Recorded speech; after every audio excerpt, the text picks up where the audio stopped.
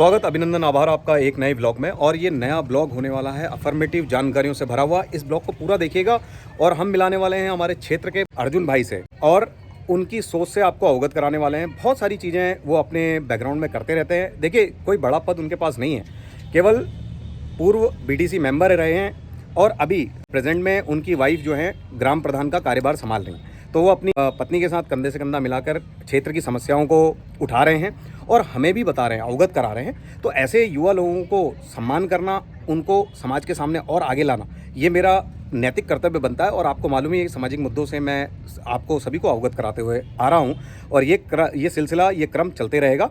और आइए मिलते हैं हमारे अर्जुन भाई से, जो पूर्व में बीडीसी मेंबर और अभी प्रधान पति हैं।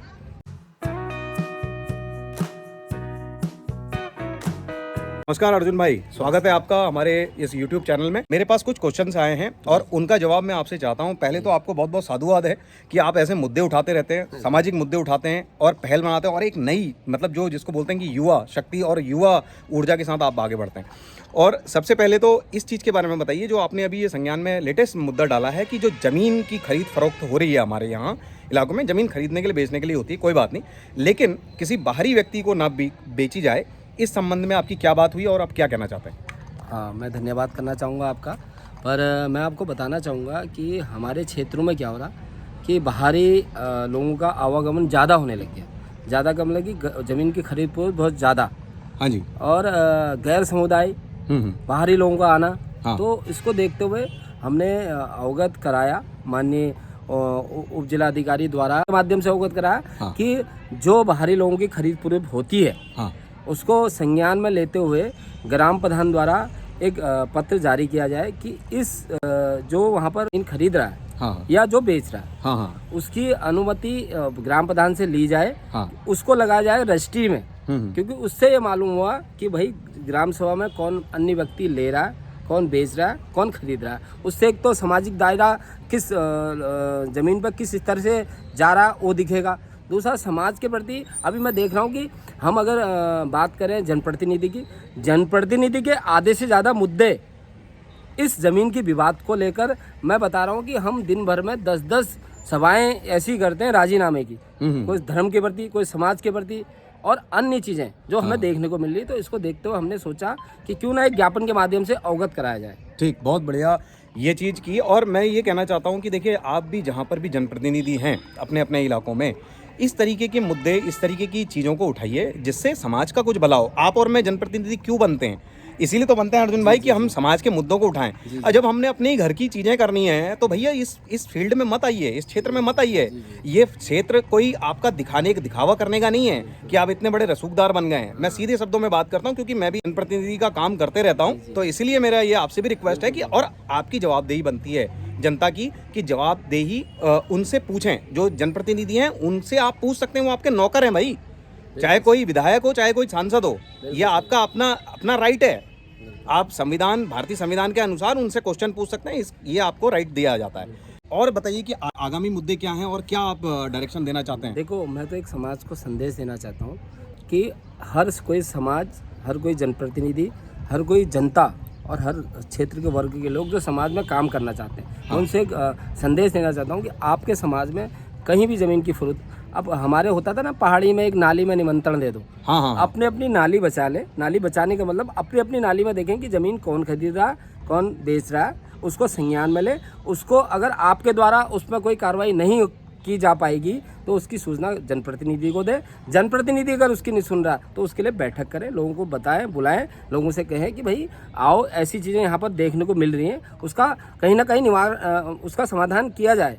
अगर अन्यथा ऐसा ना हो, ऐसा नहीं होगा तो किसी दिन ऐसा उग्र आंदोलन होगा, ऐसी समाज के प्रति भावनाएं जगेंगी कि आदमी घरों में सुरक्षित नहीं हो पाएगा। जैसा कि आए दिन हम देख रहे हैं, हल्द्वानी देखिए कितना शांत प्रदेश हुआ करता था हमारा, और ये अब उत्तराखंड जो है, उत्तराखंड में आपराधिक गतिविधियां बहुत ज़्यादा चरम पे हैं।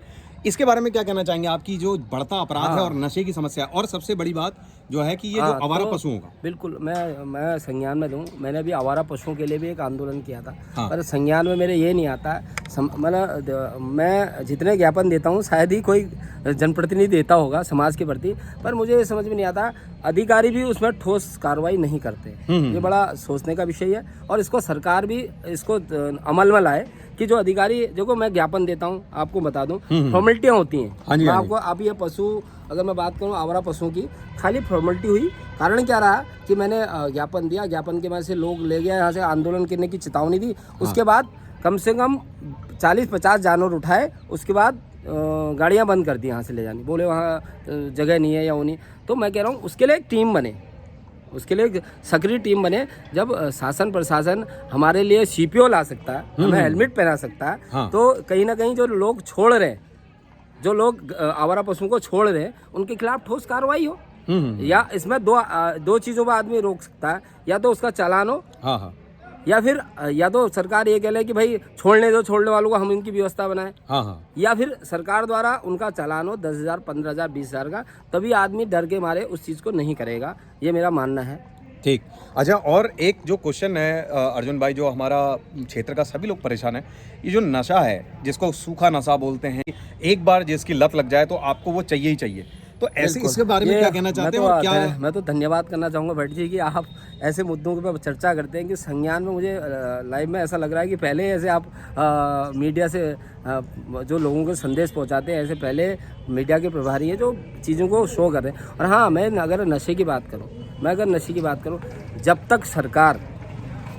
तक सरकार नियम, नशे के जो धाराएं होती हैं बेचने वाले के प्रति, जब तक उनको और ज़्यादा ना करे, ज़्यादा मतलब अभी क्या होता है, हाँ, कड़ी कार्रवाई के साथ साथ नियमों को भी उसमें जो लगाए गए नियम, जो धारा है, उनको बढ़ाया जाए। अब कारण क्या है, मैं आपको अवगत करा दूं।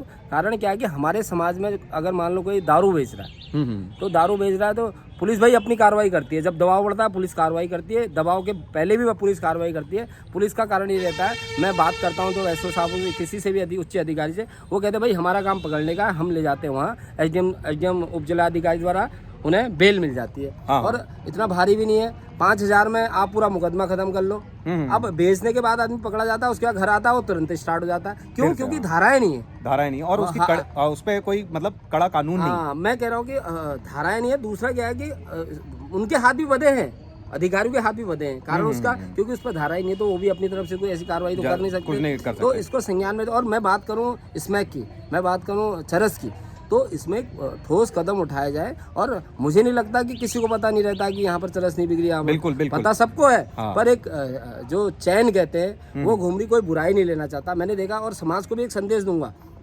अगर तुम्हारे घरों में, तुम्हारे अगल बगल, तुम्हारे नज़दीक में कहीं ऐसी चीज़ें हो रही है, तो आपको आगे आना है। आगे जब आओगे तभी जाके इन चीज़ों पे कंट्रोल हुआ जाएगा, ये चीज़ें ख़त्म होंगी, हमारा समाज अच्छा होगा। तो मैं निवेदन भी करता हूँ सबसे कि आपके अगर कोई चीज़ें बुरी, आप बहुत से को नहीं उनका मेर भौजे की करना, पर वो स्थिति आएंगी जब तुम्हारे भोला करल, तुम्हारा नंतिल्ला करल वो चीज़ का, तब आपको सोच में समझने में शक्ति, उस समय बहुत बच्चा आगे बढ़ चुका होगा, पीछा लाना बड़ा मुश्किल हो जाएगा। इसलिए मैं निवेदन कर रहा हूँ कि समाज में कोई चीज़ गलत हो रही तो उसको शीघ्र ही संज्ञान में उच्च अधिकारी के दें। बिल्कुल। तो देखिए, आज हमने बात की, हमारे जो भाई हैं अर्जुन भाई, और हमारे संघर्ष के साथी भी हैं, हमने संघर्ष भी किया है साथ में। और मेन क्या है, मैं यही आप लोगों से कहना चाहता हूँ, जैसे अर्जुन भाई ने बताया आपको, कि पीछे मत हटिए। सही आदमी को सही बोलने में कुछ नहीं जाता, सही आदमी के साथ खड़े रहिए। आपको लड़ने की या वो करने की ज़रूरत नहीं है, उसके साथ दीजिए। जैसे अर्जुन भाई अपने क्षेत्र में इतना आगे बढ़ के वो करते हैं, तो उनका साथ दीजिए। और ऐसे ही आपके क्षेत्र में जो जनप्रतिनिधि आगे बढ़ रहा है, आगे बढ़ने की बात करता है, उसका साथ दीजिए। और सबसे बड़ी बात है कि अंकुश तभी लगेगा जब आप जागरूक होंगे, जब जनता जागरूक होगी, जब जनता इसके लिए क्वेश्चन करेगी, इसके लिए उठ खड़ी होगी। तो देखते रहिए ऐसे ही हमारे इन पॉजिटिव ब्लॉग को। हमने आज अर्जुन भाई से बात की, आपके क्षेत्र में भी कुछ इस तरीके की हमारे जो जनप्रतिनिधि हैं उनके बारे में मुझसे अवगत कराइए, मैं उनको जनता के सामने लेके आऊँगा। और अर्जुन भाई से आपके कोई पर्सनल क्वेश्चंस हैं, आप कमेंट्स के माध्यम से पूछ सकते हैं। हम दूसरा सेक्शन रखेंगे, उसमें अर्जुन भाई आपके क्वेश्चंस का जवाब देंगे। रखिए अपना खास ख्याल, हम मिलते हैं आपसे ऐसे ही दूसरे वीडियो में। Take care and bye bye.